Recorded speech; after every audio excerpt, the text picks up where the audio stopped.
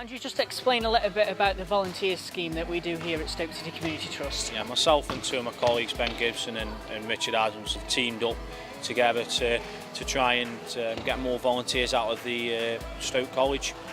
One of those volunteers, just tell us a little bit about what she's doing down here at Stoke College. Yeah, Rianne, she actually joined the session last year and she had a particular interest in getting involved in sports coaching. I offered the opportunity to come and get involved and volunteer, and we're now putting Rianne through a qualification. Not only that, Rianne's done a lot of voluntary work like she is here today, and she's also progressed and gets paid work from the Stoke City Community Trust now on my project, which is the Girls and Women's Premier League one. I had to do work experience because I was part of this college, so as part of the work experience I applied to work with Stoke for 10 weeks, and they put me on with Frosty, who I knew beforehand with Stoke City. So I did 10 weeks where I come into the college. I went into other schools with him and I did football sessions with the girls. Since then you've moved on to a paid position. Just tell us a little bit about that.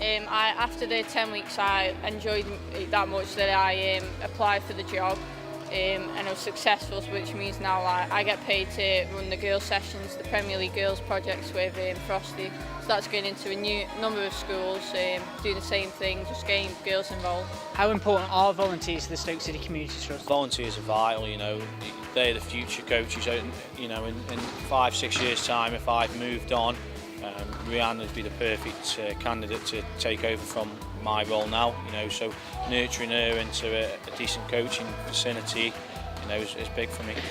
What's it like to have been a volunteer within the Stoke City Community Trust? What benefits do you get out of it? You get coaching experience, so you can do sessions yourself, just confidence, getting involved in real life, with college. You don't really, you go into schools but not every day, so it gives you the real life experience. I suppose in your case it shows that you can go from being a volunteer to a paid position as well, doesn't it? Been successful there, so it led me to enjoy the job that much that I want to get paid for it. She's one of many volunteers that work within the Community Trust across the area to help engage young people in sport. Yeah, definitely. We've got quite a big volunteer scheme here at the college. We work quite close with the Stoke-on-Trent College. We also work quite closely with Staffs University.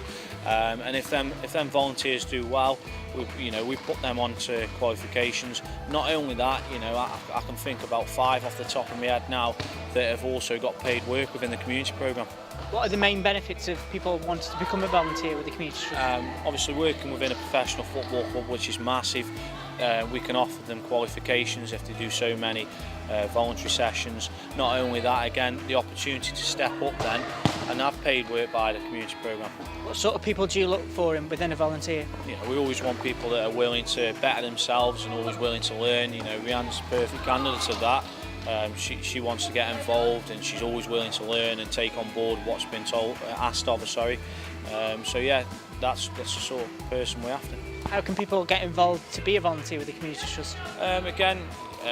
If they want to volunteer, you just have to send the CV in and it's not a problem. We're always willing and always looking for volunteers. We never turn anybody away at Stoke City Community Trust, so I think that's a big thing. But if they want to get involved, then they need to just try and send the CV in to us and we'll go from there.